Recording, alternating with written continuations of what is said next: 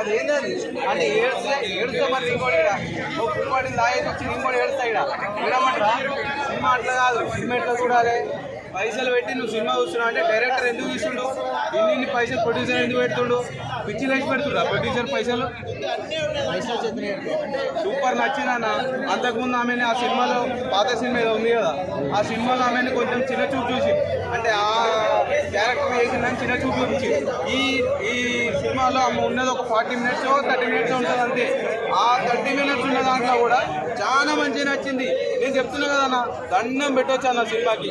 నాకు సిద్ధు జొన్నలగడ్డ యాక్టింగ్ మాత్రం సూపర్ నచ్చింది. డీజే టిల్లులో ఎట్లా కడుపు నవ్వుపించిండో ఇందులో ఆయన ఏందో చూపించుకున్నాడు అంతే. ఆయన ఏందో చూపించుకున్నాడు చెప్తున్నా కదన్నా. మొత్తం అసలు ఎవడు యాక్సెప్ట్ చేయాలి సినిమా అట్లా స్క్రీన్ మీద పోతా ఉంటే ఎవడు ఏమనుకుంటాడు తెలుసా? అరే ఇదేంద్రా బాయ్ బొమ్మల సినిమా. నేను సినిమా థియేటర్లో కూర్చున్నప్పుడు నా పక్కన 4 5 అదే అనుకుంటారు, ఇదేం సినిమా రా పిచ్చిలేస్తుంది అంటే కొత్త కాన్సెప్ట్ మైండ్లోకి ఎక్కించుకోవాలి. ఎప్పుడు డీజే టిల్లు, అర్జున్ రెడ్డి అవి RX 100 కావాలంటే నడవవు. కొత్త రావాలి, కొత్త సినిమాలు రావాలి, దూకాలి.